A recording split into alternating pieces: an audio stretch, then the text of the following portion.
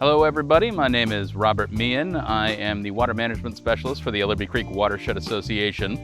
And today I'm going to tell you about a series of stormwater practices we have here at the playground of the George Watts Montessori Elementary School.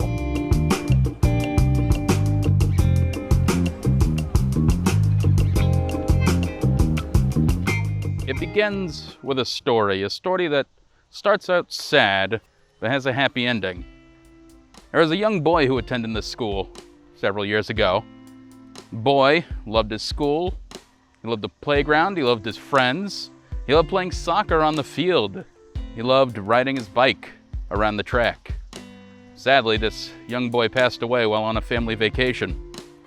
And his parents decided that the best way to honor him was to make improvements to this playground so all the children here at George Watts could enjoy it as he did.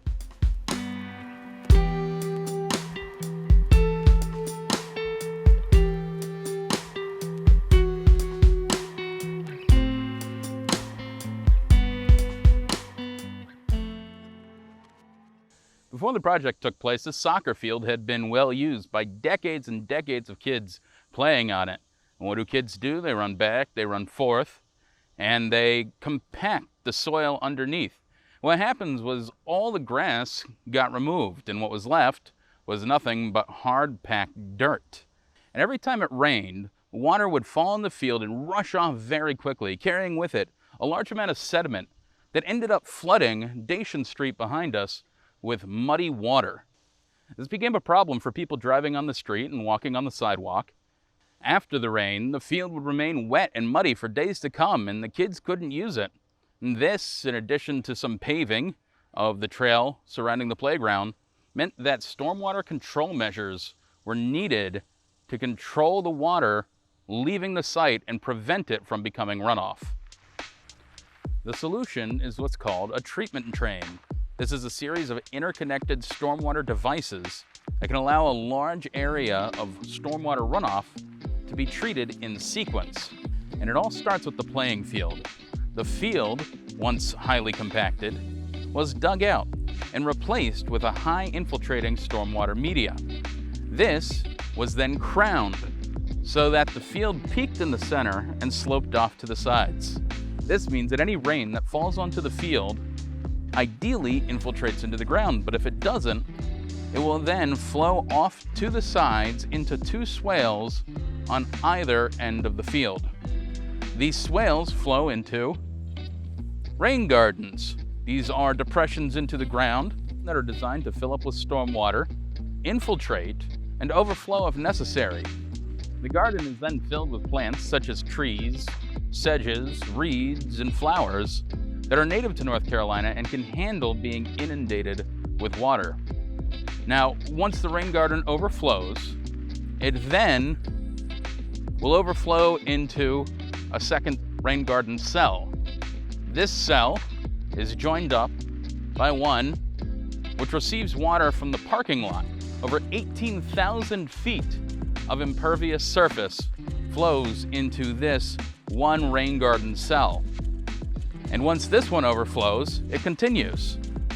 The water will continue to overflow and again to overflow until we reach the end of the treatment train.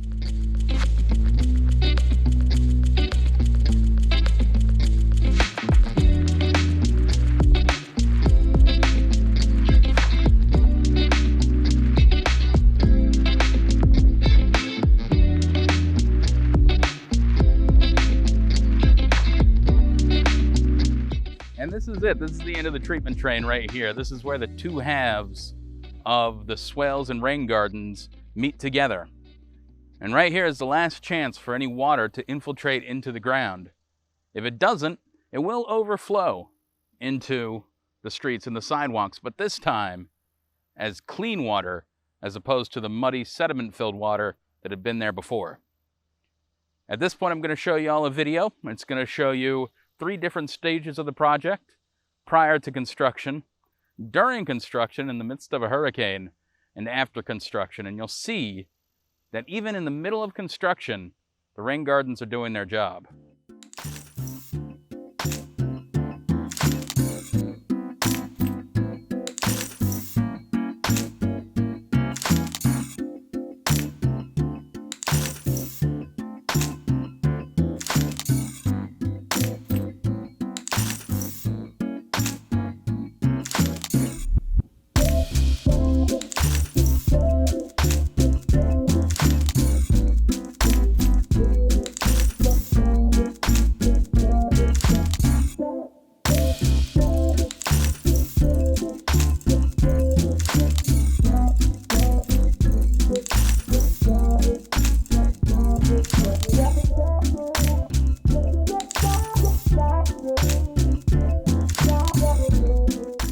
you can see, these rain gardens are a great benefit to the local community here, but they do cost money. Now, this project was the first to be permitted as low-impact development in the city of Durham.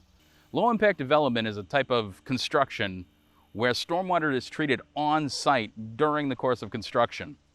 And it can be a great benefit for both the people living in the community, but also to the developers themselves. The problem is it can also be very expensive.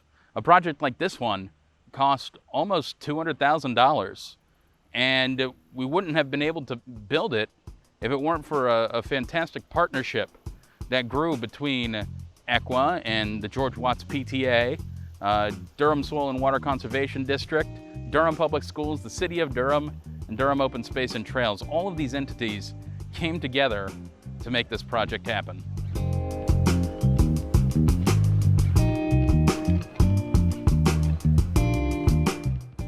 And today the playground is used by hundreds of Durham families and their children.